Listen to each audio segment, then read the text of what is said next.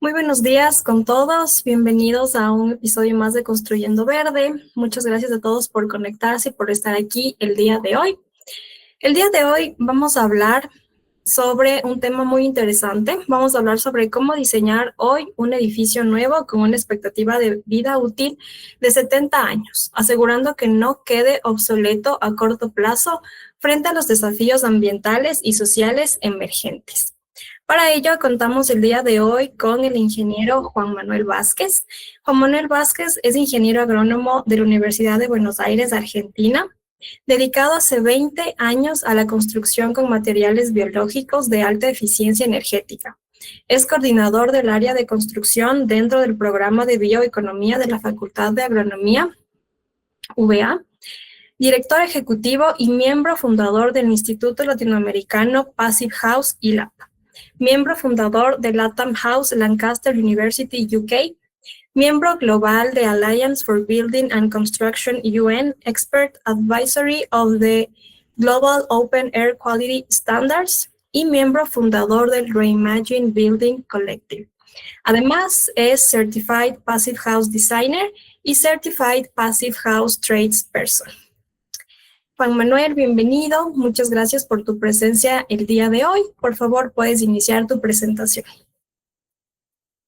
Bueno, Michelle, perdón, gracias.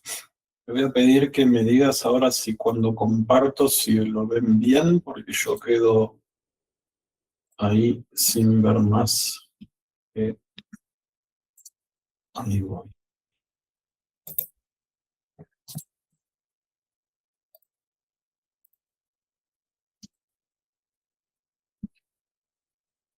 Decime si ahí se ve bien. Sí, se ve súper bien. Bueno, perfecto. Muchas gracias a todos por su tiempo y gracias al Consejo por esta alianza que tenemos y estos trabajos de difusión que estamos haciendo en conjunto. Formamos el Instituto Latinoamericano Passive House en el 2019. Comenzamos siendo 3 profesionales de 3 países distintos y hoy, 6 años después, somos más de 180 profesionales en todos los países, los 20 países de Latinoamérica. Y trabajamos para esto de la descarbonización de la edificación en nuestra región. Obviamente que nos interesa el futuro, como dice aquí Woody Allen, por esto y porque los que tenemos hijos les queremos heredar un mejor planeta que el que tuvimos nosotros, ¿verdad? El problema grave que tenemos entre nosotros y que está generando cambios en nuestro clima es la acumulación de dióxido de carbono en la atmósfera. Y esta acumulación de dióxido de carbono está directamente relacionada con el periodo industrial y los combustibles fósiles, ¿verdad? En general, en todo lo que es el mal uso de la energía, en el poco eficiente uso de la energía. Y este balance de carbono, que está llegando ya en las 420 partes por millón en la atmósfera, es el resultado de que todas las actividades del hombre emiten carbono a la atmósfera y solamente hay 3 sumideros de carbono en el planeta. Los 3 sumideros son los bosques, los océanos y los suelos. Entonces, vamos a ver cómo podemos dar solución para que nuestra atmósfera no siga aumentando y hasta quizás poder reducir el carbono que tenemos. Para hacer esto necesitamos hacer foco en lo que llamamos la ley del mínimo, ¿sí? O como dice un filósofo español, en la vida lo más importante es saber que lo más importante es lo más importante. Esto está simbolizado con este tonel, al que tiene una de las tablas, varias tablas rotas, pero hay una que es la que está rota más abajo del nivel, y esa es nuestra variable limitante. Esto se trata de jerarquizar variables. Yo puedo arreglar las maderas de más arriba, pero mientras no arregla esta, que es la que me limita, yo no voy a tener respuesta. Entonces, cuando empezamos a jerarquizar las variables, tenemos que tener en cuenta que dentro de estas emisiones hacia la atmósfera que todas las actividades humanas producen, la industria de la construcción está cerca del 50%, ¿sí?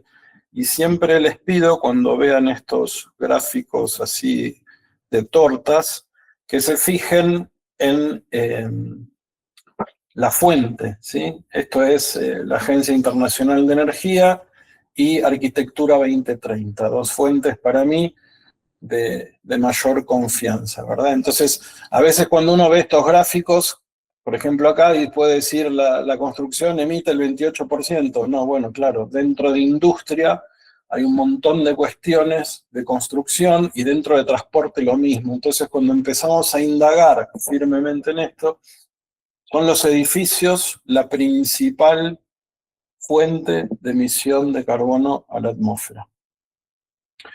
Y esto lo pongo porque tiene que ver esto con cualquiera que tenga un teléfono inteligente y ponga la aplicación del Fly Radar y vea todos los aviones que hay en el aire.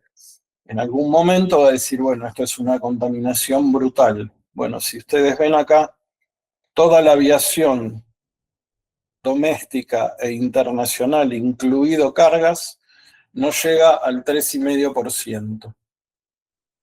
Lo mismo pasa con el transporte marítimo, ¿sí?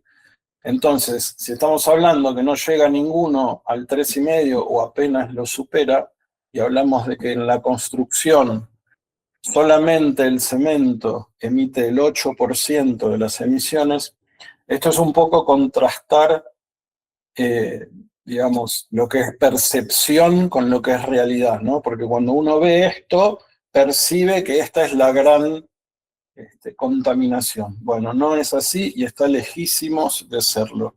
No es cómo volamos, es cómo construimos. Esto lo dejó muy en claro el arquitecto Edward Masria, allá por el año 2003, cuando lanzó esta etapa, al haber descubierto que el problema estaba en la arquitectura. Se pensaba en un inicio que era en lo que es la energía para operar estos edificios. Obviamente, y más en Latinoamérica, todos nuestros edificios son grandes coladores de energía. Por lo tanto, toda esa energía que usamos, tanto para calefactar como para refrigerar, dentro de un colador se pierde y se consume muchísimo más de lo que se necesita. Esto fue año 2013, Eduard Masria, arquitecto del Panel Intergubernamental del Cambio Climático, hoy presidente emérito de Arquitectura 2030. Por lo tanto, el problema que tenemos es grande cuando uno ve cuáles son las políticas de construcción y la demanda de viviendas que hay enfrentado a lo que es el cambio climático, ¿verdad? Se ve como esta imagen así dándose una cosa con la otra de cabeza, más cuando sabemos que hay 230.000 millones de metros cuadrados construidos en el mundo en este momento y que en los próximos 20 años se van a construir otros 230.000 millones de metros cuadrados más. Esto es un mundo nuevo construido. Y para llevarlo a números más reales o que más nos escalemos, se construye en el mundo una ciudad de Nueva York en metros cuadrados cada 40 días. ¿Sí? Por lo tanto, si seguimos construyendo como hasta hoy, realmente nuestro rumbo es bastante malo. Cuando uno habla de construcción sostenible y de sustentabilidad en la construcción, va a haber gente que lo va a querer hacer muy complejo. Bueno, quienes lo quieren hacer muy complejo, en verdad es porque no lo saben explicar bien y esto es muy sencillo. Hay dos carbonos, un carbono embebido en materiales, que está aquí pintado con este amarillo, y un carbono operacional que tiene este celeste, ¿verdad? Entonces, tomado el ciclo de vida de un edificio, en este caso tomaron 30 años, podrían haber tomado 60 o 70, para mí mejor. Pero obviamente cuando uno inicia un edificio, todo el carbono que se emitió es los materiales, porque ese edificio todavía no está operativo, no tiene carbono operacional. Y este carbono se mantiene permanente, se divide en todos los años de su ciclo de vida. Ahora, fíjense qué interesante que si yo tomo el año 10 de la vida útil, el carbono en los materiales de construcción es el 74%. Mientras que si yo tomo el final de la vida útil, es más o menos un 50 y 50, ¿sí? Esto fue algo bastante contemporáneo, digamos, al principio, como les dije, se pensaba que todo el problema era el carbono operacional, se empezaron a hacer edificios más eficientes y nos dábamos cuenta de que no era así. Pues bien, la respuesta estaba en la materialidad. Y por eso vuelvo a poner este tonel cada vez que quiero remarcarles que lo importante es saber que lo más importante es lo más importante. Entonces, los materiales importan y mucho, ¿sí? Y lógicamente en el año 1, toda la energía, esa energía embebida en los materiales, y después cuando cambia, arranca la energía operacional, que al inicio es muy chica, ¿sí?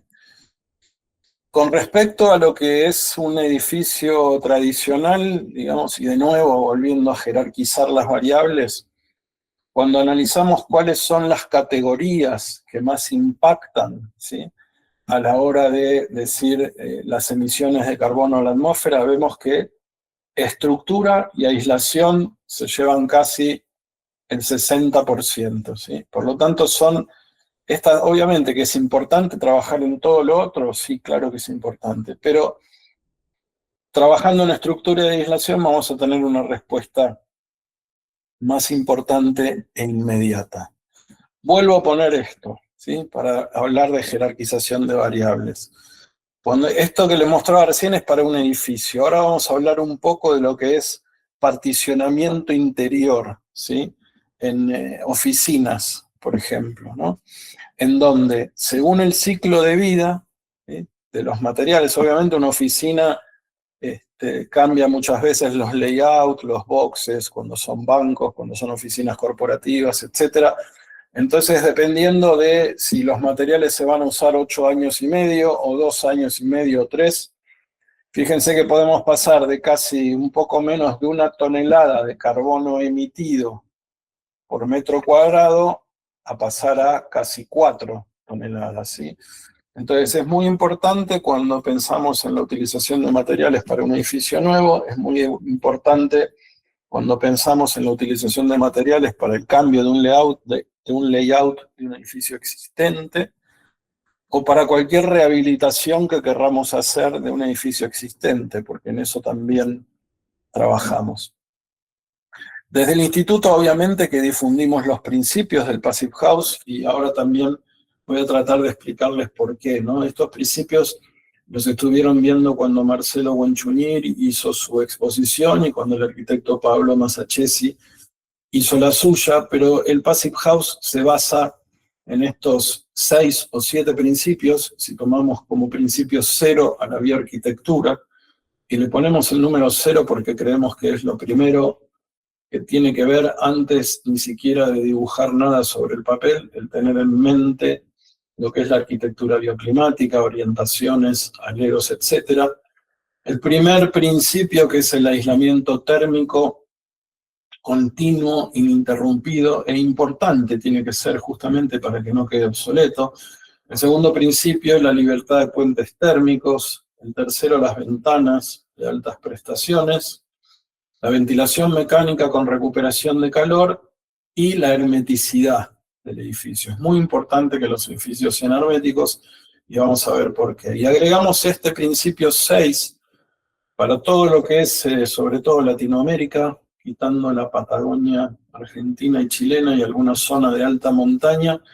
Nuestros problemas son más por sobrecalentamiento que por sobreenfriamiento de nuestros edificios. Entonces, la protección solar y el sombreamiento estratégico son claves. Con estos principios que les dije, si los tomamos como recetas de una cocina, los tenemos que cocinar. Y nuestra cocina es este software de simulación que se llama PHPP, Passive House Planning Package, que es un software bastante complejo, de un montón de pestañas, una planilla de cálculos de muchas pestañas, en donde nosotros podemos jugar con todas estas variables, y en ese juego de variables nosotros podemos ver dónde están las pérdidas, dónde están las ganancias de ese edificio, Y entonces hacer, achicando ventanas o poniendo mejores ventanas o en distintas posiciones, un juego, un balance entre ganancias y pérdidas que me quede, en este caso para calefacción, para refrigeración sería lo mismo, 15 kilovatios hora metro cuadrado año. Esto es muy poco, normalmente un edificio está entre 250 y 300 kilovatios hora metro cuadrado por año, tanto para calefaccionar como para refrigerar, ¿sí? Por lo tanto, hablamos de que podemos consumir solamente un 10% de la energía que demanda un edificio. Y obviamente siempre haciéndolo con el clima de la zona. Esto funciona para cualquier clima porque siempre va a estar relacionado a estas curvas que ven acá, que es la data climática de donde es el proyecto. No importa que sea en la Europa continental, en la Asia templada o cálida húmeda o en Latinoamérica, ¿sí? Siempre lo vamos a contrastar contra el clima del lugar. Todos los software de simulación que existen en el mundo se rigen por la ley de Fourier, un francés que allá por el año 1820 dijo que la energía que fluye a través de un muro está relacionada a lambda, que es la conductividad térmica del material, multiplicado por el delta T, que es el salto térmico a un lado y al otro del muro, y dividido por el espesor de ese material, ¿sí? Esta gente que era muy sabia y que cuidaba mucho sus palabras, agregó diciendo que la dirección de la energía va a ir siempre de la cara caliente a la cara fría, y no puso interior o exterior. Y con esa maravillosa frase explicó cómo para la física de la construcción esto funciona, no importa que el clima sea caliente o frío, porque uno puede poner de un lado un clima o el otro, y funciona así. ¿Qué quiero decir? En el verano el calor va a intentar entrar al edificio, cuando nosotros estemos poniendo un aire acondicionado, y en invierno estamos calefaccionando, el calor se va a intentar ir de nuestro edificio. Lo interesante aquí, que me gustaría que tomen en cuenta, si ustedes hacen un delta T de 20 grados entre el interior y el exterior de ese edificio, y un espesor de 20 centímetros, que es 0,20 en metros, 20 entre 0,20 da 100. Por lo tanto, el flujo a través de un muro es conductividad por 100. Cada vez que tengan que elegir un material, pónganse esto en la cabeza. La conductividad térmica del material multiplicado por 100 les va a dar el flujo de energía que va a estar entrando en el verano o saliendo en el invierno. Si a ustedes les gusta el hormigón visto, tiene un lambda de 2,63, multiplicado por 100 son 263 vatios de energía por cada metro cuadrado envolvente que van a estar entrando en el verano y saliendo en el invierno, ¿sí? Si lo hacemos con algún buen aislante, ese lambda puede ser 0,04, con lo cual multiplicado por 100 da 4 vatios. De 263 a 4 tenemos un factor de mejora de más de 60 veces. En cuanto a los aislamientos térmicos, bueno, obviamente como en todo, y de acuerdo a lo que es el análisis de ciclo de vida, donde está la parte de la extracción, la manufactura del material, el transporte, el uso y el final de vida, si yo tomo esta línea punteada verde como la línea de 0 emisiones, en amarillo están las emisiones positivas de todos los materiales derivados de hidrocarburos, ¿sí? O que llevan mucha energía para hacerse, como la lana de vidrio, y del otro lado tenemos todos los materiales de base biológica que secuestran carbono, ¿sí? O sea, toman carbono de la atmósfera cuando está, en este caso Stroveil es la paja, el hempcrete es el cáñamo, el corcho, la celulosa o la lana animal. Por lo tanto, confiamos, como dice aquí, en Dios, todo el resto de gente que quiera comparar, que traiga datos, porque nosotros medimos y comparamos datos para hacer todas estas cuentas. La libertad de puentes térmicos. ¿Por qué pedimos libertad de puente térmico? Un puente térmico es justamente una discontinuidad, ¿sí?, de la aislación térmica, como se ve aquí. En lo que es balcones, es algo típico. Esto es un edificio calefaccionado y obviamente estos balcones están disipando energía, perdiendo toda la energía que no queremos que se pierda. Para eso existen elementos de rotura del puente térmico que se ponen aquí entre la losa interior y la losa exterior del balcón. Y este ejemplo está dado para que se vea que en invierno el calor se va a mantener y que en verano el calor no va a entrar, ¿no? Esto es clásico y es algo que en Latinoamérica no lo tenemos en cuenta para nada, ¿no? Es uno de los puntos donde más energía perdemos. Hay otro que no es tan visible desde la parte de diseño, pero justamente es el puente térmico de diseño, que funciona así. Una zona muy pequeña en el interior del edificio, en un encuentro, por ejemplo, de un muro con un piso. Una zona muy pequeñita aquí del rincón tiene asociado exteriormente una zona mucho más grande, ¿sí? Eso genera un flujo de energía, ¿sí?, hacia el exterior. Y ese es un puente térmico de diseño. Por eso, en estos puntos o puntos fríos, se genera este moho cuando la humedad está cerca del 80% y se puede generar agua visible al llegar al 100%. El 80% de la humedad se consigue, o sea, el moho va a progresar con 12.6 grados. O sea, si en un edificio que yo estoy a 20 grados, y acá tengo por puente térmico un punto frío de 12.6, va a aparecer moho.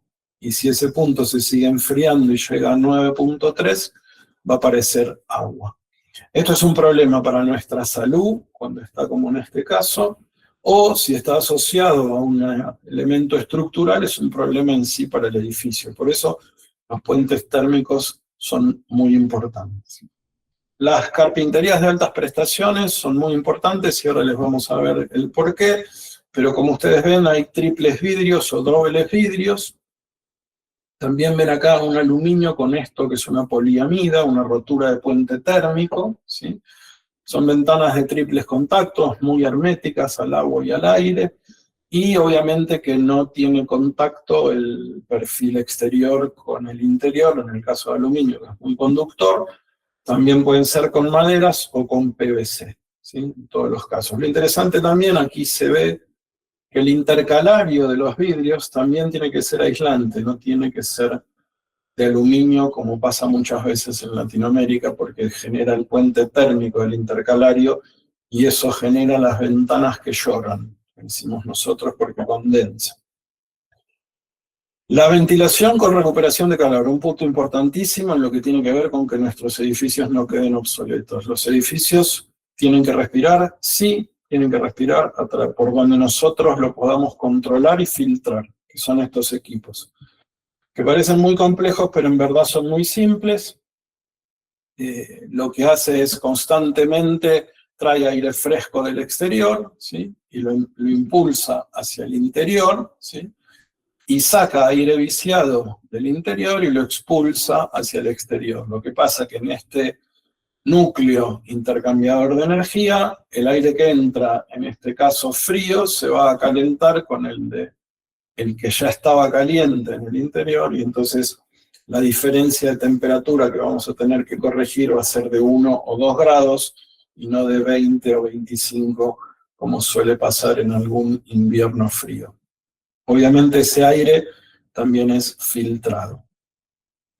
Cuando escucho hablar del tema de la ventilación cruzada a través de ventana, nosotros desde la física les podemos explicar cómo no alcanza la ventilación a través de ventanas para lo que necesitamos, que es la ventilación de higiene. En este gráfico, aquí tienen graficado las partes por millón de CO2, en el eje de las X están las horas del día, la línea negra es la ventilación a través de ventana, manual a través de ventana. Esta familia a las 10 de la noche se acostó a dormir, ¿sí?, cerró sus ventanas y obviamente automáticamente se dispara el CO2. Hemos llegado a medir más de 5.000 ppm de CO2 en un dormitorio, y eso es un problema. A las 7 de la mañana esta gente abrió la ventana de nuevo y eso baja. Mientras que trabajando con un equipo, es la línea azul, ¿sí?, que siempre está por debajo de las 800 ppm de carbono, que es lo recomendable por la Organización Mundial de la Salud. Me tomo el trabajo siempre, esto lo hice un trabajo en unas escuelas, acá en donde yo vivo, en el interior de la Argentina. Es un lugar muy frío en la montaña, entonces esta escuela, como ven, las ventanas siempre están cerradas durante el invierno, hay 20, 30 alumnos. Cuando entran, el carbono, el CO2 está en 412 ppm, ¿sí? Me llamó la atención esto que es el formaldehído, que yo estaba en rojo, en alarma, digamos, pero un par de horas después el CO2 se dispara a 3.500 ppm y el formaldehído se va de escala. El formaldehído es porque los pupitres están hechos con fenólico y al tomar el calor del cuerpo de los niños, esto se dispara. Obviamente, si no lo medimos, no lo podemos corregir. Cuando los medimos, nos sorprendemos. Las soluciones las podemos dar.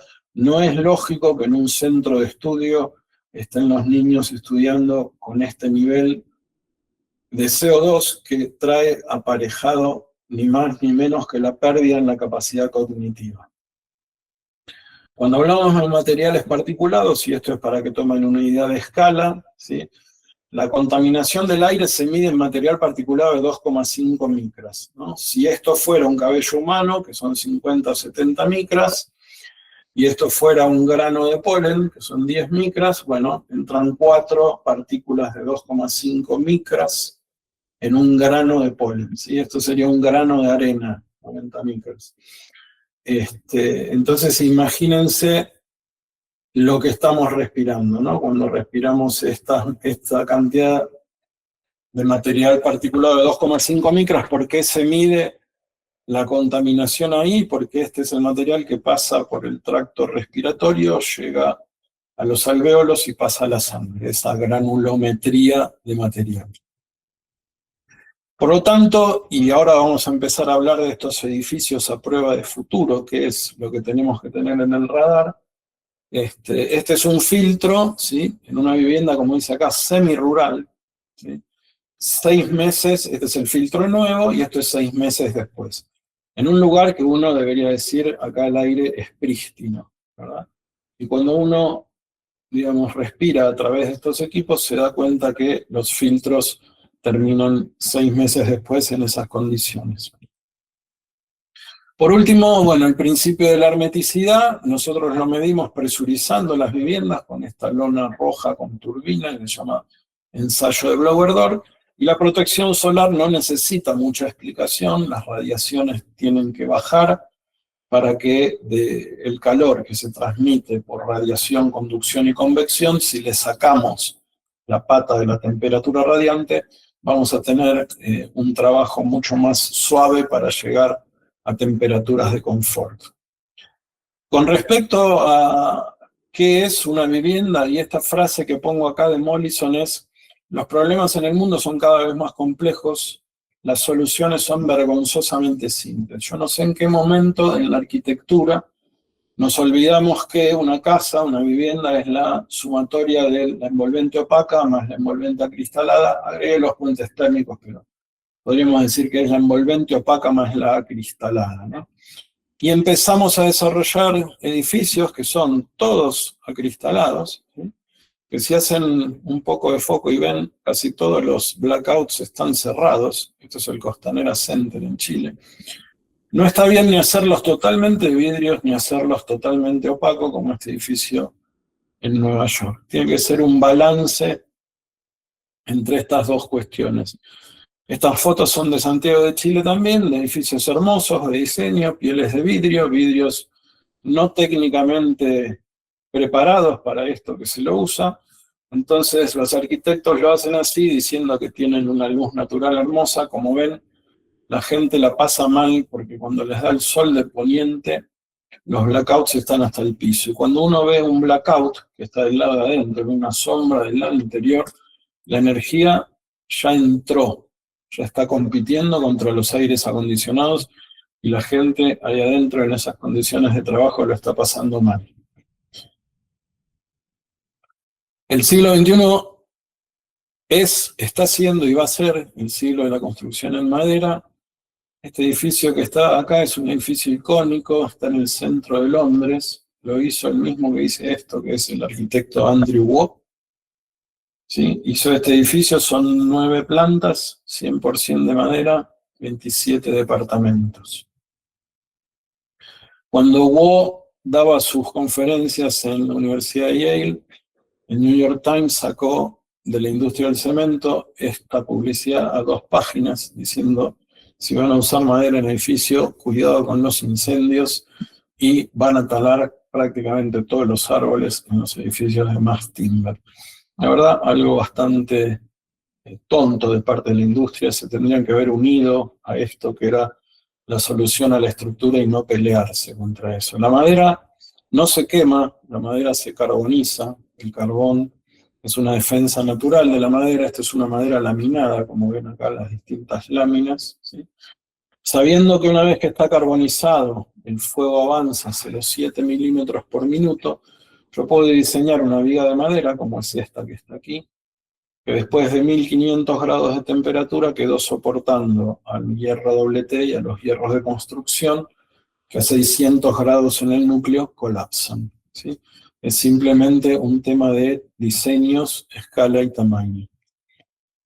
Andrew Waugh, este es el edificio terminado en el centro de Londres, en Murray Grove, y cuando me hablan de tecnología en materiales, yo siempre me gusta mostrar esta pequeña imagen donde vemos la madera en las distintas escalas, desde la macro hasta la microscópica, y fundamentalmente tomar esta foto de aquí, que es la mano del arquitecto Andrew Waugh, donde tiene en su mano las semillas que 20 años después iban a generar el material para hacer 27 departamentos.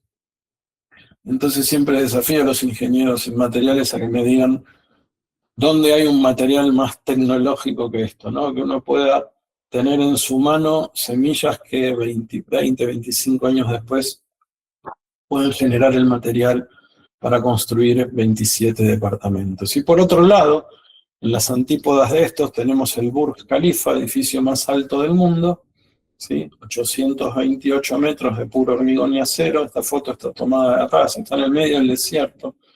Me gusta recalcarles esto, ¿no? Que de dónde trajeron la arena para construir toda la estructura y las bases de este edificio. Bueno, la arena del desierto no sirve para construir y hay una crisis muy grande de áridos en el mundo. El cemento lo tenemos que cuidar y usar solo para infraestructura, no para edificios. Porque en el mundo la arena ya escasea y ya está desapareciendo islas en el Pacífico y problemas muy grandes que vamos a tener que resolver en breve.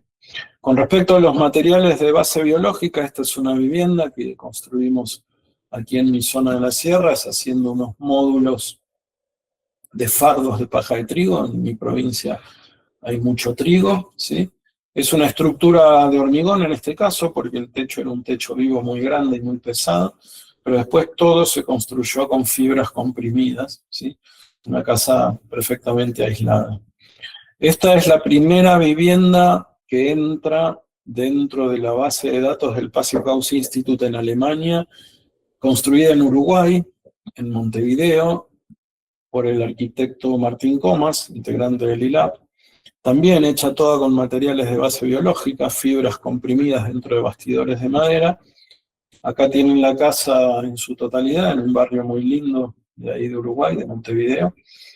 Y esta es la casa terminada por dentro. Esta casa entró como un low energy building, una vivienda de muy baja demanda energética.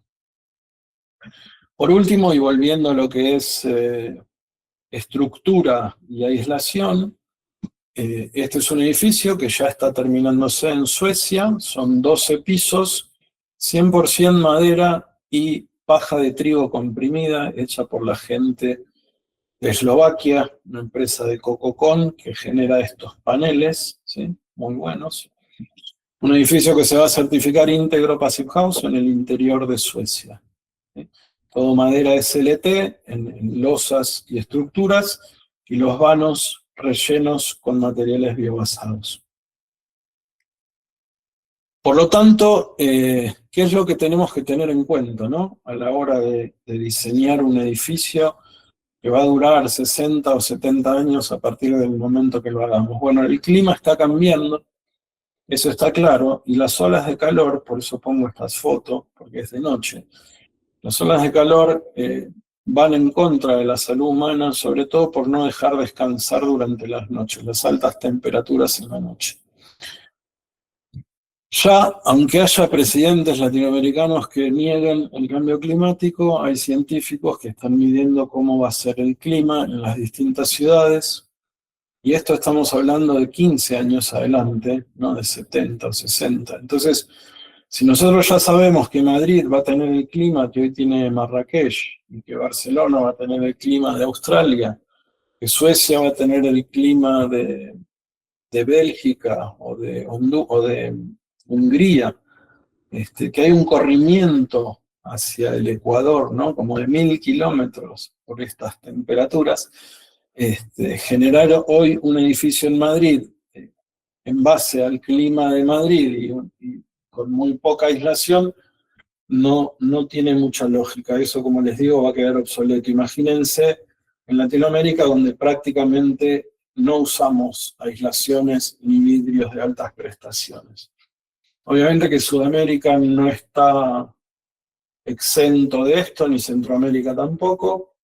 Lo que llaman anomalías climáticas son cambios en base a promedios. Córdoba, la provincia donde yo vivo, va a ser la más afectada. Asunción del Paraguay también, Buenos Aires, y dentro del Ecuador, la ciudad de Guayaquil. Entonces, en estos lugares, a la hora que hagamos un edificio, vamos a tener que pensar en el tema de cómo vamos a aislarlo. Si con la data climática del pasado o con la que sabemos que va a venir. Con respecto a lo que es la calidad de aire interior, que es un tema muy importante y que lo vimos por encima con estos equipos de ventilación mecánica controlada con intercambiador de calor, claro que es muy importante porque estamos hablando de la salud, ¿sí? El que ven aquí arriba, a la derecha de la pantalla, es Joseph Allen, quien escribió este libro, que se llama Healthy Buildings. Aquí él justo estaba en esta reunión, que fue la semana pasada, en Nueva York, una reunión de la ONU, hablando sobre la calidad de aire interior, el llamamiento a la acción en lo que es calidad de aire interior y dejar que el aire correcto, el aire adecuado, entre dentro de nuestros edificios. Allen dice, debemos requerir monitoreos en calidad de aire interior porque lo que se mide se maneja y la salud está inexorablemente ligada a la salud de nuestros edificios. En el prólogo de este libro él dice, quien diseñe y opere tu edificio tendrá sobre tu salud la responsabilidad de tu médico de cabecera.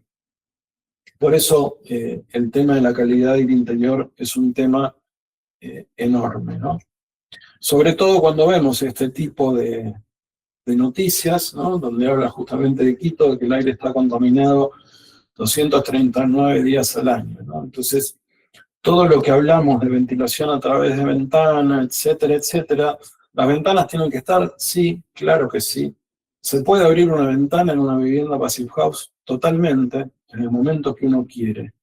Pero me gusta siempre contestar a esa pregunta que no solo se pueden abrir las ventanas, sino que lo más importante es, se puede cerrar en el momento que uno quiere, y aún con las ventanas cerradas, la ventilación de higiene está garantizada. ¿Sí? Eso es lo más importante de todo. A la hora de hablar de desastres naturales, esto fue lo que pasó en California, en los incendios de California. Y a ver, esta vivienda que está acá es una vivienda certificada Passive House. Yo no voy a decir que una vivienda Passive House no podría quemarse, ¿sí? Podría quemarse, pero fíjense cómo está este vehículo quemado. Esto fue en una reunión que hicimos con gente de California dentro del Reimagen Building, cuando empezamos a estudiar por qué pasaba que este tipo de viviendas, ¿sí? Certificadas así, sobrevivían muchas veces y eran resilientes a los incendios forestales. El resultado es fabuloso, el tema es que hay que estudiar por qué la vivienda se quema y en el 70 o 80% de los casos las viviendas se queman de adentro hacia afuera, no de afuera hacia adentro, con lo cual las ventanas que hablamos son muy importantes, que sus vidrios no exploten y entonces al explotar el vidrio entra el aire y con el aire las esquirlas, las brasas de los incendios y ahí toma fuego cortinas, sillones, etcétera, ¿no? Cuando un diseño es compacto, cuando sus ventanas resisten altas temperaturas porque están muy bien técnicamente aisladas y entonces no revientan, lo que puede suceder es que esto, digamos, una vivienda quede en pie a pesar de haber pasado una devastación como la que vieron. El tema del gas radón es un tema que les pido a todos que lo estudien y lo analicen. Es un gas natural del planeta, digamos. El planeta Tierra emana radón, sobre todo donde hay roca madre granítica, y el radón ingresa en las viviendas y se estanca, ¿sí? En los códigos técnicos de los países del norte, esto está muy estudiado y cuando uno va a hacer una casa en una zona de radón, sea en Estados Unidos, sea en Canadá, Francia o España mismo, uno tiene que demostrar cómo va a administrar el radón. El radón es un gas, como digo, radioactivo y es la primera causa de cáncer de pulmón entre los no fumadores y la segunda entre fumadores. ¿Sí? Nosotros, particularmente yo, lo vengo midiendo hace más de 2 años, casi 3, en todos los países donde voy, y tengo mediciones de muy altos niveles de radón en viviendas, tanto aquí en la Argentina, como en Chile, como en Uruguay, como en Paraguay, etc. Así que es un tema muy importante a tener en cuenta. Esto es una medición hecha en Asunción, donde medí casi 600 becquerelios por metro, siendo una línea base de 150, ¿sí? Eso es muy peligroso para la salud. Y este gráfico es interesante porque por más radón que haya, ¿sí? Aquí está el equipo de ventilación mecánica prendido, entonces no supera los 60, 70 becquerelios por metro, y cuando apagamos el equipo, el radón se dispara. Entonces, con estos equipos, nosotros logramos solucionar el problema. Miren, y ya para ir finalizando, en el real estate siempre estaba este mantra de que lo importante es la locación y la locación. Para no quedar obsoletos, quienes desarrollan, quienes diseñan y quienes construyen edificios deberían cambiar este mantra por esta gráfica que hice yo acá. Por un lado, la locación, obviamente que es importante, ¿no? Porque un contexto bueno es importante también. Entonces la locación es importante como variable número 1. Ahora, como variable número 2, yo diría que es importante la carbono negatividad de ese edificio, de los materiales usados, y la eficiencia energética de ese edificio. Estas dos, acuérdense, es la combinación de materialidad más eficiencia energética es sostenibilidad. Y por otro lado, la vivienda lo que tiene que hacer es cuidar nuestra salud, como le dije, a través de la calidad de aire interior, ¿sí? Por lo tanto, la salud en la vivienda es muy importante. Y por último, la bioseguridad. Cuando hablamos de bioseguridad, ¿qué hablamos? Por ejemplo, del caso del radón como un gas radioactivo. Si quieren hacer algo más simple, de un virus, como pasó en una pandemia, ¿sí? Cuando yo les mostraba esa vivienda que no supera las 800 ppm de carbono, el carbono lo generamos nosotros como humanos en nuestra exhalación. Entonces yo puedo decirles que en una vivienda donde el carbono se mantiene por debajo de 800 ppm, no puedo asegurar que no se van a contagiar un virus. Lo que sí puedo asegurar es que van a tener las mismas posibilidades de contagiárselo que en el exterior, que en una plaza o en un lugar abierto. Porque tener un aire interior con bajo carbono quiere decir que es un aire no respirado, ¿sí? Entonces, podrían haberse mantenido abiertas durante la pandemia, escuelas, restaurantes o lo que fuera, si hubiéramos controlado esta calidad de aire interior. Así que con todo este clima que está tan cambiante, con todo este planeta que se está calentando, deberíamos ser más inteligentes, empezar a usar mejores ventanas. Los incendios forestales son algo bien grave, no solo para la estructura de la vivienda, sino para la salud, a pesar de que estén lejos. Aquí en donde yo vivo pasó hace 3 o 4 años atrás un incendio muy grande en los bosques de Australia, que una semana después cerraron el aeropuerto de la provincia de aquí de Córdoba. Con lo cual, el aire que respiramos debe entrar controladamente por lugares que querramos y pasar por filtros. Eso sería fundamental. Entonces, con esto termino mi exposición y quedo totalmente abierto a las preguntas. Perfecto. Muchísimas gracias, Juan Manuel, tu explicación, los ejemplos. Me gustó muchísimo la frase de confiemos en Dios, pero para todos los demás traigan datos. Creo que es súper importante y nosotros lo mencionamos muchísimo también en talleres, en cursos, la importancia de medir para poder controlar. Si lo que no se mide no se controla, no se mejora. Entonces, me parece súper importante también que tú lo traigas en esta presentación, porque al final, si no medimos, no podemos mejorar, no estamos viendo nada. Entonces, estamos ciegos. Sí, realmente, estamos caminando a ciegas. Entonces, qué bueno y qué importante esa frase también. Voy a ir con unas preguntas que nos dejan aquí en el chat. Nos dicen, por favor, nos pueden escribir el nombre del software. El software se llama PHPP, Passive House Planning Package, como paquete de planeamiento de Passive House, sería la traducción. Tal vez si lo puedes poner en el chat, por favor, Juan Manuel, para que puedan ya lo pongo. Guiarse mejor. Ya lo pongo.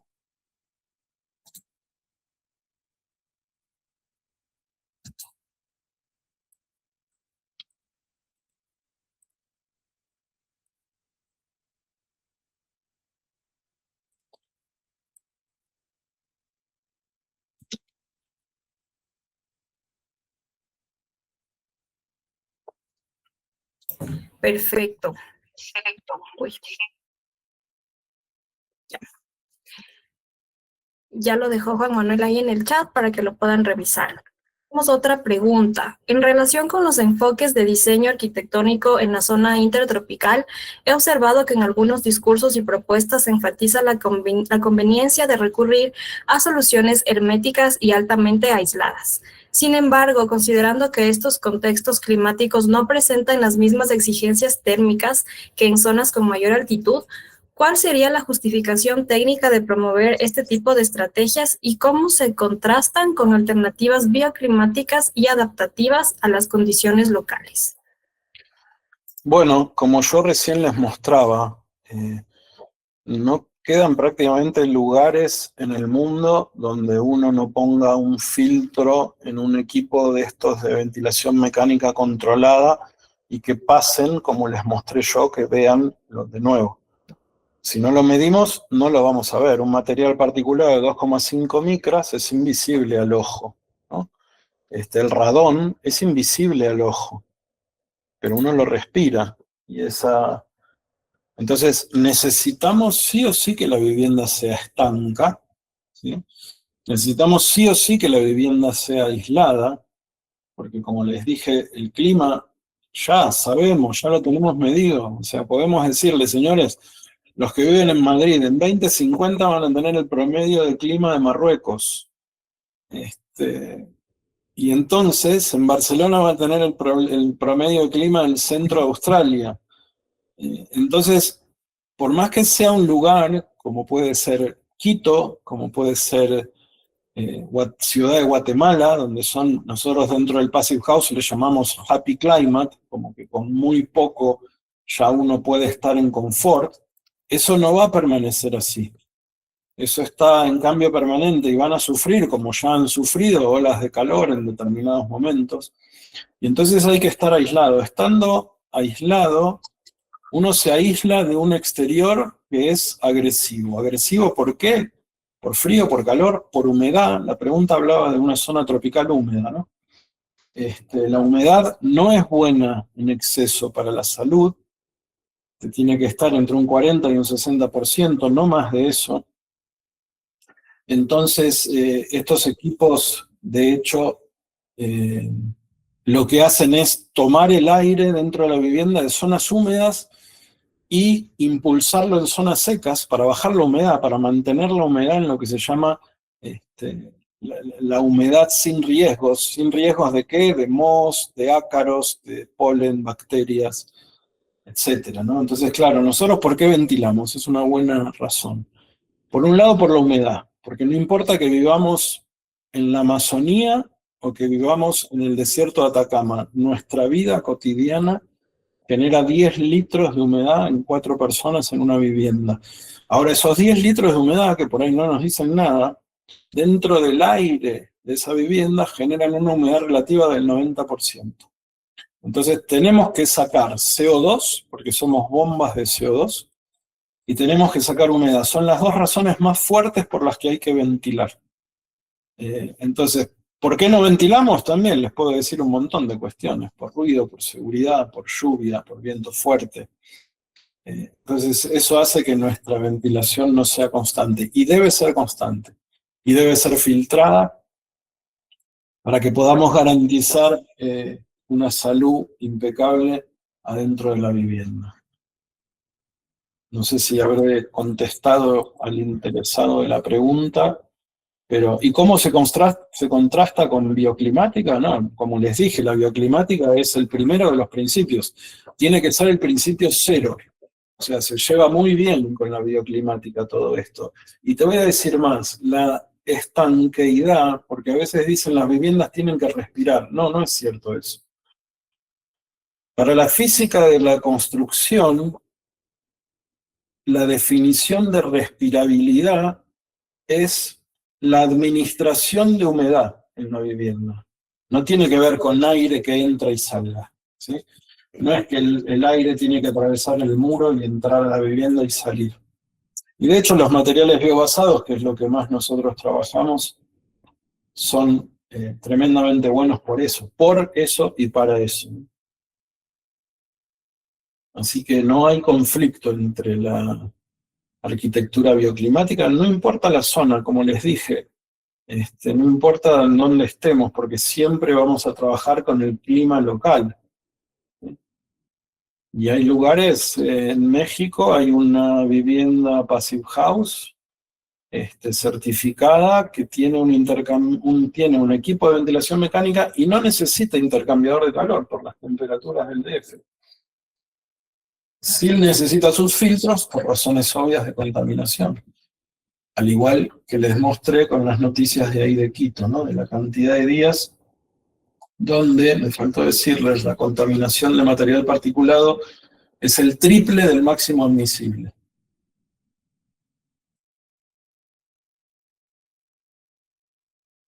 Así que espero que con esto haberles contestado. Perfecto.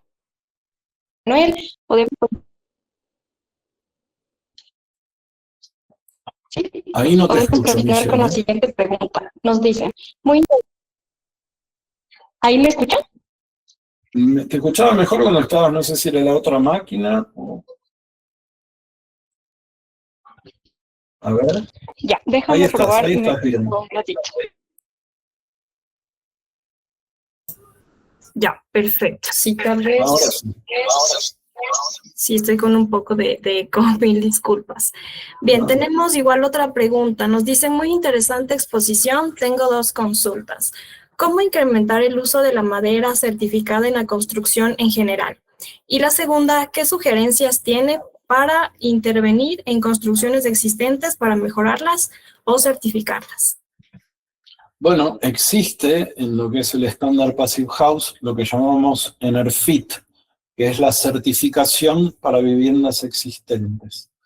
Entonces, se trabaja sobre aislaciones, se trabaja sobre estanqueidad y sobre ventanas. Y hay muchísimos ejemplos de edificios, inclusive edificios patrimonios de la humanidad, que están certificados con este estándar. Y es interesante porque, claro, un edificio que es patrimonio, que en Quito hay muchos, es interesante porque son como los adultos mayores de los edificios, son los que más hay que cuidar, sobre todo lo que son patologías, ¿no? Edilicias, y un edificio Passive House no puede permitir patologías edilicias, por lo tanto es la mejor manera de cuidar edificios patrimoniales. La gente en Escocia o en Irlanda, digamos, rehabilita viviendas del año 1400, 1500, y es simplemente poner un poco de cabeza y trabajar. Lo mejor siempre de los aislamientos es aislar por fuera, porque de esa manera rompemos los puentes térmicos existentes. Cuando son patrimonio no podemos aislar por fuera porque tienen fachadas que hay que respetar, pero siempre se encuentra una manera para solucionarlo.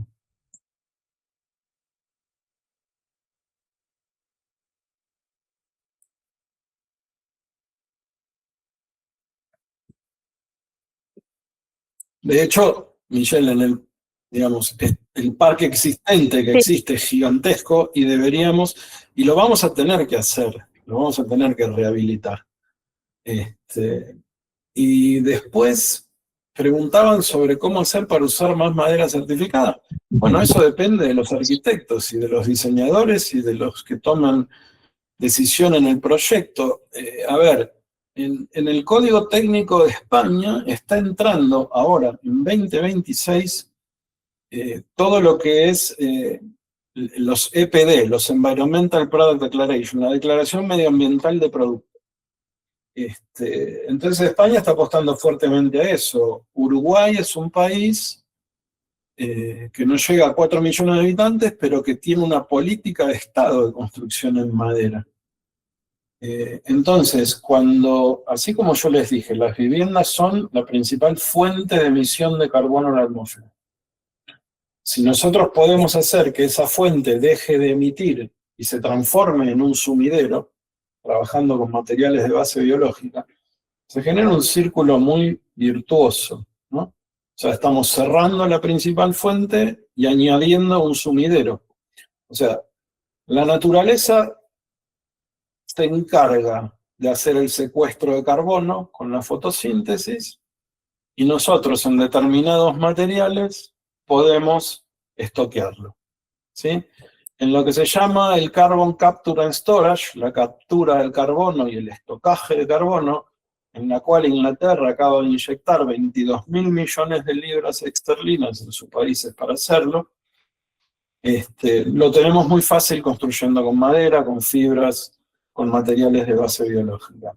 Entonces hay un negocio gigantesco y extra para que nuestros edificios sean sumideros de carbono. Lo podemos hacer y ahí se acaban todo lo que sea sobrecostes y estas cuestiones, porque entramos en lo que es el mercado de créditos de carbono, aparte de lo que es, digamos, el negocio inmobiliario en sí, que como les dije, tiene que cambiar.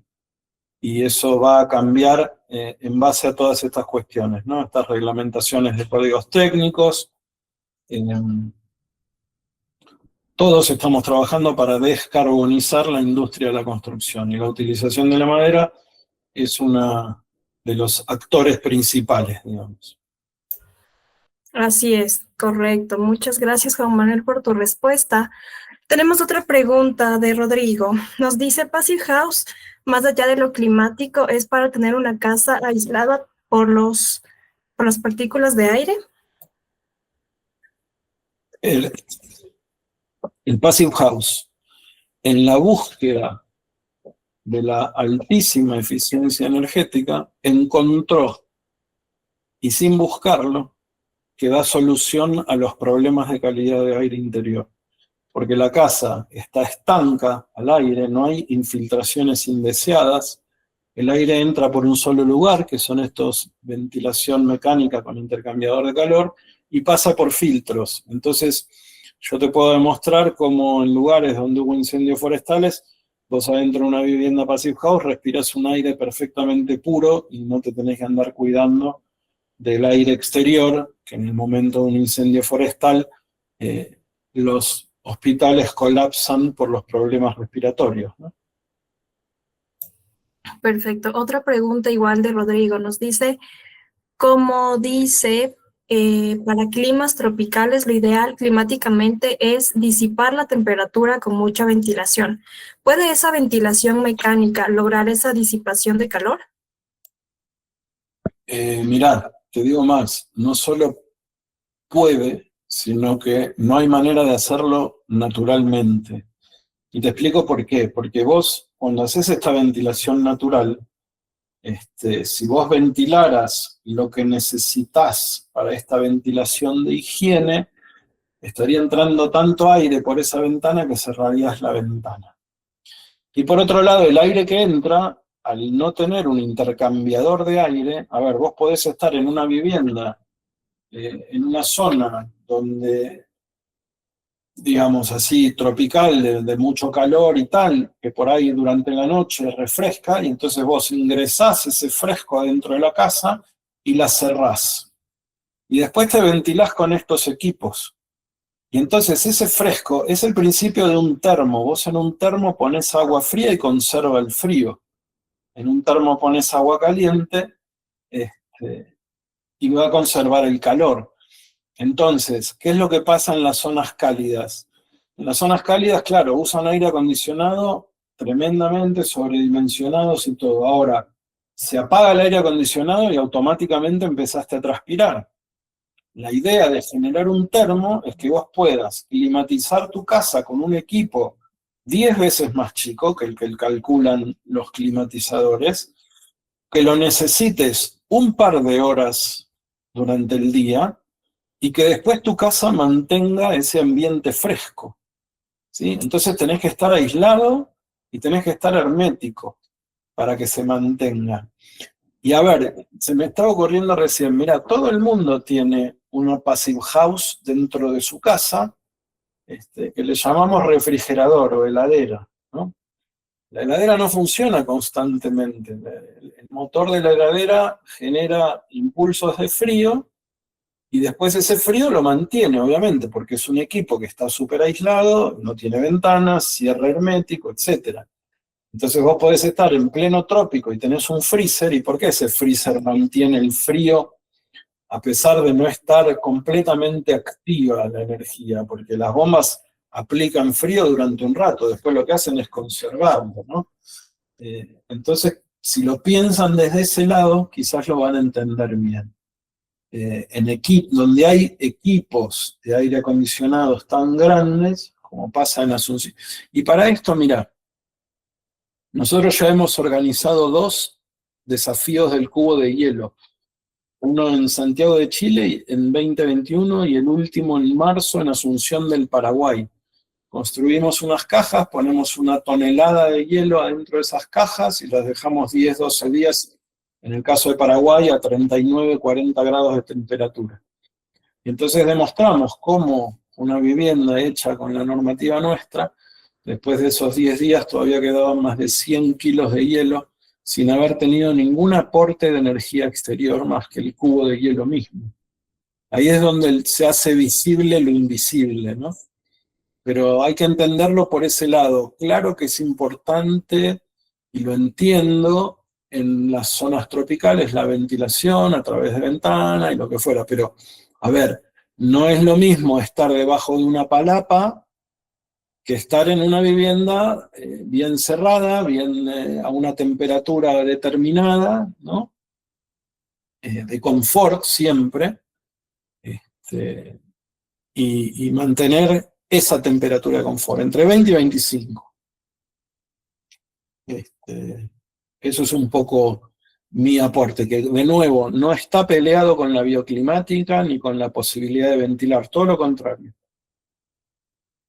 Como te dije, no solo se puede ventilar en una passive house, sino que, y lo más importante de todo, se pueden cerrar las ventanas en momentos que necesitas cerrarlas sin por eso dejar de estar ventilado. La ventilación a través de ventana le dicen natural, ¿verdad? Eso le puso el nombre a alguien, algún especialista en marketing, porque dejó del otro lado todo lo no natural.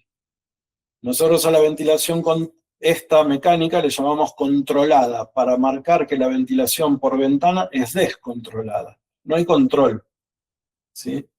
Entonces eso es un poco el mensaje. Correcto, sí, muy bien, muy buena tu explicación y tu respuesta, Juan Manuel, gracias. Vamos con la siguiente pregunta. Excelente charla. Mi consulta es, si bien en edificaciones antiguas, en las ciudades que somos patrimonio cultural y no se puede realizar grandes cambios en las edificaciones, ¿qué normativas sugiere se pueden aplicar para poder realizar cambios en la materialidad sin afectar estos temas para tener un edificio energéticamente eficiente? Bueno, perfecto. Se puede trabajar con los mismos materiales que esté hecho ese edificio de patrimonio. Si ese edificio de patrimonio se usaron materiales naturales, tenemos un montón de materiales naturales, de fibras, de aislaciones en base celulosa, para poder trabajar. Obviamente hay que respetar las fachadas, pero como te dije, se trabaja por dentro. Y en cuanto a la materialidad, si se necesitara, se podría llegar a hacer una vez que está realizado el trabajo de aislación y de estanqueidad, y para que vean, la estanqueidad no es algo tan complejo, porque con un revoque de cal o de yeso de 1,5 centímetros en un ambiente, uno lo deja estanco. El yeso o la cal son tan finos que generan esta capa de estanqueidad necesaria, y creo que, no sé, la cal debe tener 10.000 años de historia, ¿no?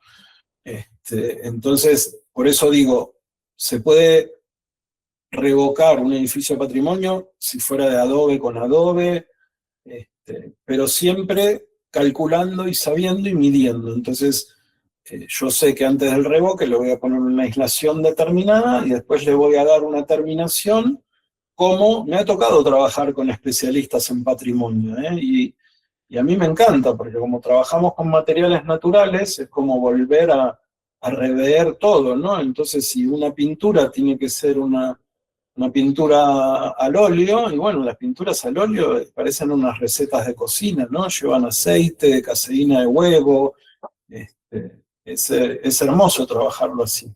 Pero no por eso tenemos que dejar de poner ciencia, ¿sí? Y entonces con la ciencia medimos, y cuando llegamos al dato que necesitamos para decir, necesitamos que este muro tenga una tramitancia térmica determinada, bueno, vamos a llegar con estos materiales, la estanqueidad la vamos a hacer con cal o con yeso, y finalmente va a terminar con un revoque fino a la cal, o con un revoque fino de tierra cruda.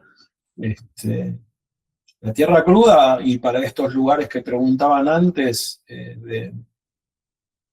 tropicales, me imagino que será así más tropical, selvático y eso, es imbatible para lo que es la administración de humedad, ¿no? Un revoque de barro es fabuloso para quitar esos problemas, digamos. Así que, nada, para todo hay respuesta, pero como bien dijiste, Michelle, tenemos que medirnos, me gusta decir que hay que poner más ciencia y menos ficción, ¿no? Sí, sí, totalmente. Si no se mide, realmente todo queda en el aire. Súper importante. Tal cual, tal cual. Antes de leer la siguiente pregunta, quisiera recordarles que les dejé en el chat la encuesta de satisfacción para que nos ayuden llenando para continuar mejorando con estos espacios. Carolina nos dice, muy interesante la charla. ¿Dónde se puede ver más información para seguir aprendiendo? ¿Existen cursos, plataformas? Bueno, yo ahí después, si vos querés, lo podés pasar en la última imagen, ponía ahí los datos, y los datos del ILAP, del Instituto Latinoamericano Passive House, su página web, su Instagram. Sí, desde el instituto nosotros dictamos cursos de certificadores Passive House, y ahí es donde se aprende todas estas cuestiones de la termodinámica y de la física de la construcción y cómo aplicarlas para que funcione en los distintos climas, ¿no? Perfecto. Justo esa pregunta se relaciona con la siguiente, que nos menciona qué posibilidad hay de tener algún acercamiento con la academia para charlas, análisis de proyectos, etcétera. Entonces, estaría súper chévere si Juan Manuel puedes poner, por favor, tu contacto, tu correo, no sé si tu celular, tal vez, la página web, para que puedan saber dónde pueden tener más información, recursos educativos, herramientas, para que la gente pueda igual hacer un acercamiento más directo. Perfecto, ahora lo pongo y no sé de qué academia es quien preguntó esto, pero la verdad que siempre estamos dispuestos a colaborar con la academia. De hecho, tuve la oportunidad de estar en Quito en la pasada cumbre de sostenibilidad que se hizo, que me invitó la gente de ECOS, y aprovechamos el viaje y tuvimos una hermosa charla en el auditorio de la Universidad San Francisco de Quito, ¿sí? Y también estuve de visita en la Universidad perdón, porque el Valle es de Guatemala, pero estuve en la San Francisco de Quito y en la UDELAR, en la Universidad de las Américas. Ah, en la UDLA, ay, qué chévere. Exacto. Hicimos una charla muy linda con muchos alumnos ahí. Así que en esas, no, claro, sí, en la San Francisco de Quito y en la UDLA estuvimos.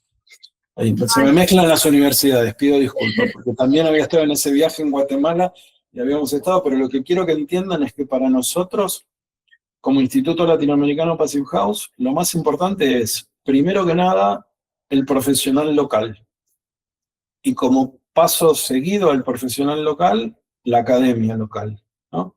El profesional local, porque yo de acá les puedo decir y ver cómo hacer y lo que fuera. Pero si no hay un profesional local capacitado, que Ecuador los tiene, ¿sí? Si no lo hubiera, habría que prepararlo. ¿Por qué? Porque tiene que haber alguien local, porque si no las cosas no tienen seguimiento y se pierde esa energía, ¿no? Con lo cual es muy importante, como les digo. Y, espérate, digamos, pones dos cuestiones ahí. La universidad, claro que es importante, de hecho, hacemos muchos trabajos con universidades del extranjero también. Y en Ecuador tenemos principalmente, les diría, dos personas capacitadas. Una es Pablo Negrete, especialista en construcción con madera, y otro es Gabriel Solorzano. Son los dos Passive House Designers que hay hoy en Ecuador. Con lo cual, a través mío o a través del CES también, estamos siempre en contacto. Y sí, lo que más me... y veo que está Pablo en la reunión, buenísimo. Y lo que más nos gusta es mantener un contacto activo con las universidades. Miren, la vez pasada, un estudiante de la Universidad Fernando Landívar de Guatemala estuvo trabajando en el Icebox Challenge de Suecia. Y la verdad que es lo que más placer nos da. Hay un grupo ahora de chicas de la Universidad Paraguayo-Alemana participando de un concurso. Ellas, cuando hicimos el Icebox Challenge, hicieron un software propio, son chicas de ingeniería industrial, desarrollaron un software para el cálculo del hielo. Y entonces lo están presentando ahora acá en el sur de la Argentina y van a obtener un premio muy importante. Y obviamente eso es lo que más nos llena, ¿no? El tema del trabajo con los alumnos. Nos parece fundamental. Aparte es donde encontramos terreno más fértil. Sí. Las cabezas claras y limpias. Sí, totalmente. Es ahí donde se puede sembrar la semillita y mejor que empiece desde la academia, ¿no? Qué bueno, qué chévere, qué bueno que hayas podido estar por aquí, Juan Manuel, qué bueno. Es súper interesante ver cómo con la academia podemos vincular con diferentes profesionales altamente expertos, con tanta experiencia, tantos proyectos. Entonces, qué bueno. Y sí, mientras leo la última pregunta, te invito a que puedas dejar tu correo para que la gente pueda contactarse y ver cómo se puede generar esta sinergia. Nos pregunta nos pregunta Ilse, ¿cuál es su opinión respecto a la dependencia de sistemas mecánicos de ventilación y climatización? Buena pregunta, mira. La verdad es que uno debe adaptarse a las condiciones cambiantes de un planeta que está cambiando por culpa nuestra, ¿no? Porque hicimos las cosas sin entender o sin comprender sus efectos colaterales, no es que lo hicimos adrede. Últimamente sí, lo estamos haciendo adrede por un tema de status quo, de no querer cambiar, y nada, nos va a pegar, la vida nos va a pegar un sopapo, ¿no? Con este cambio climático, con estos problemas de incendios forestales, mega incendios forestales, cada vez más grandes, terminan en Estados Unidos, arrancan en España, los han tenido ustedes ahí en Quito, entiendo que en 2024 también, han sufrido unos incendios forestales importantes, con lo cual, mirá, lo ideal o lo perfecto sería independizarnos de todo lo activo. No podemos, hoy no hay manera. El Passive House ya cumplió 30 años con la primera vivienda en Alemania, ¿sí?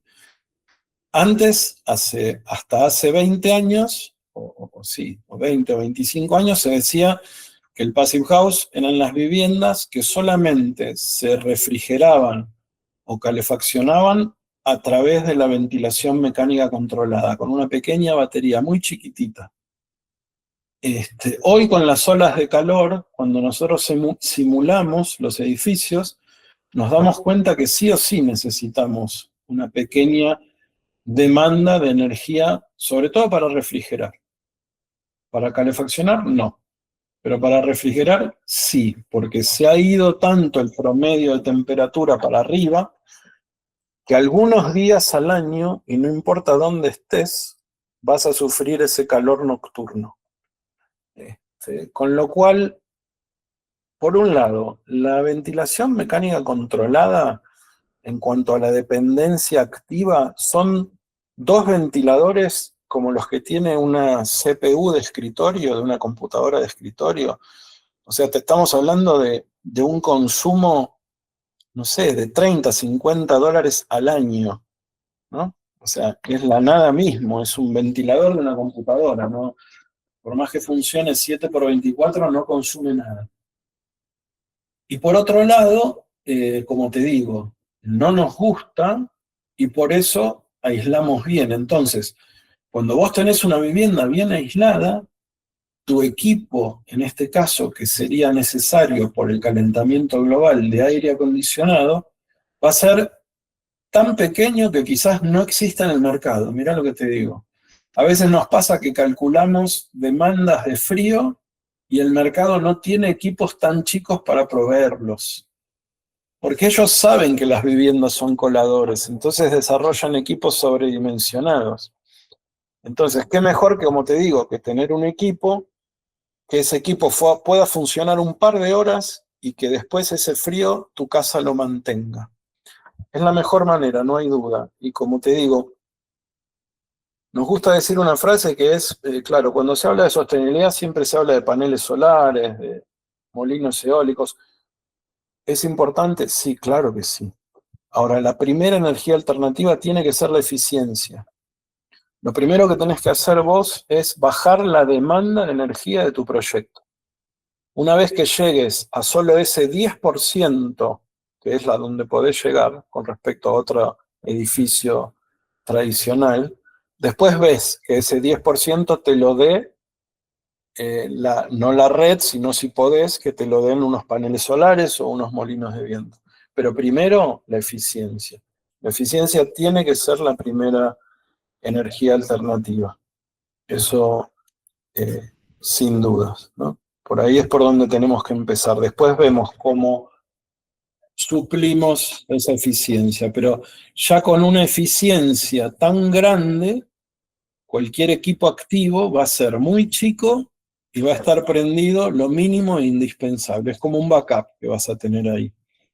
Porque vos vas a tratar siempre de la simulación, que primero trabaje toda la la bioclimática, trabajen los aleros, las protecciones solares, los sombreamientos exteriores, etcétera, etcétera. Cuando todo eso ya está activo y al máximo de su eficiencia, bueno, si hay un problema de un ingreso de una masa de aire caliente del trópico que va a llevar la temperatura a 45 grados, vas a necesitar un pequeño aire acondicionado activo para que puedas esa noche descansar y al día siguiente ir a trabajar. Lamentablemente es así. Miren, en la atmósfera cuando yo nací en 1968 había 320 ppm de carbono. Cuando yo digo ppm, que son partes por millón, para entender la unidad, imagínense una montaña de 1 millón de granos de arroz. Un grano de arroz pintado de negro, eso es una parte por millón de partes. Es un grano pintado en 1 millón de granos. Entonces les digo, en la atmósfera había 300 partes por millón de carbono. Hace 56 años, cuando yo nací. Hoy hay 420, 100 partes por millón más. No parece tanto, pero la atmósfera es muy sensible a eso y logró todos estos cambios que estamos viendo. ¿Cómo podemos hacer? ¿Podemos detenerlo? Sí. ¿Podemos revertirlo? También. ¿Cómo? A través de la fotosíntesis. La fotosíntesis es la fórmula mágica que tomando con la luz del sol, los nutrientes y el agua, genera fibras vegetales.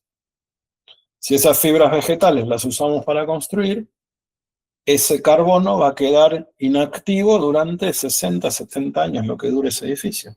Con lo cual podemos, como les dije antes, tomar carbono de la atmósfera y estoquearlo. Y por eso hay gobiernos que están poniendo mucho dinero en esto, ¿no? Entonces, son los arquitectos y los ingenieros quienes tienen la gran posibilidad, diríamos futbolísticamente, de dar vuelta a este partido, ¿no? Y por último, déjame decirte esto, me hiciste acordar con esto de las universidades, y mirá lo interesante que es. Hace un mes atrás estuve dando unas charlas en la Facultad de Arquitectura de la Universidad de Buenos Aires, nada, muy grande todo, 8.000 alumnos, ¿no? Es un monstruo enorme. Y enseguida el decano de la universidad me pidió incorporar este tipo de conceptos dentro de la currícula, lo cual me pareció interesantísimo. Y les comenté, yo pertenezco a un grupo que se llama Builders Climate Action Network, ¿no? Los constructores por la acción climática. Después hay un grupo de estudiantes que se llama Students Climate Action Network. Y si vos, digamos, abreviás Climate Action Network, es CAN. Entonces, Students CAN es los estudiantes pueden. Es un grupo de Inglaterra, hay un grupo en España también, y lo que hacen estos estudiantes de ingeniería y de arquitectura es hacer encuestas dentro de sus propias academias, y los resultados son tremendos, ¿no? O sea, el 70% de los estudiantes dicen que no le están enseñando lo que ellos van a necesitar cuando sean profesionales. Que nadie les está hablando de los cambios que hay que hacer en base a esta obsolescencia de edificios que vamos a tener. A mí me pasa a veces que trabajo con desarrolladores y le digo, no pueden usar más ventanas de vidrio simple. Debería estar prohibida en un clima tan cálido como el que me consultaban. Y entonces él me preguntaba, me dice, Juan Manuel, entonces vos me decís que mi edificio va a estar obsoleto en 10 años. Digo, no, en 5. ¿No? Y entonces él me dice, entonces tengo un problema porque nosotros como inmobiliaria los vendemos con crédito a 30 años. Y entonces les dije, bueno, andá preparando a los abogados para las demandas, porque hoy cualquiera, yo en mi teléfono hago el control de calidad de aire interior. Y la vez pasada, y siempre lo comento, en un hotel en Asunción del Paraguay, yo elegí ese hotel porque me demostró la monitorización de calidad de aire. Antes, para medir calidad de aire, uno necesitaba un equipo de, no sé, 5 o 10 mil dólares traído de Alemania. Hoy, un equipo de medición de calidad de aire no es más grande que un teléfono y no vale más de 400 dólares. Con lo cual, eso democratiza a que todos puedan medir y todos puedan saber y que todos le exijan a quien haya diseñado su edificio como bien dice el gran profesor Joseph Allen, podemos no solo exigir que el agua que salga de nuestros grifos sea agua potable, sino que el aire que entra a nuestro edificio sea un aire sano, ¿no? Así que hay muchísimo para hacer y trabajar. Sí, totalmente, totalmente. Muchas gracias, Juan Manuel. Ya para cerrar tenemos 2 últimos comentarios de Darío, que nos menciona que ya te van a contactar por interno. Saludos desde la Universidad de Indoamérica en Ambato. Y por último, Rodrigo, que nos comenta la cantidad de plantas que tomas, un montón de otros gases nocivos, además del carbono. Entonces, sí, creo que hemos despertado esta acción, esto de que realmente el planeta necesita acciones hacia la sostenibilidad, acciones hacia edificios que cada vez impacten menos al ambiente. Creo que como actores y como agentes de cambio podemos seguir trabajando en la descarbonización de todos estos activos. Entonces, sí, muchas gracias, Juan Manuel, por todo tu tiempo y tu vasta experiencia. Por favor, Michelle, y déjame aclararte una sola cosa más. Como ves, no me cuesta nada hablar, ¿no? Pero déjame decirles algo por ahí para impactarlos, porque recién cuando decías de las plantas que toman el CO2 y que toman otros, a veces la gente también tiene malas percepciones, ¿no? Cuando yo te decía que la industria del cemento, cuando se empezó a hablar del CLT, eso es decir, van a quitar todos los pulmones del planeta. Los bosques no son pulmones de nada. Para que vos te des una idea, 400 ppm de carbono hay en la atmósfera.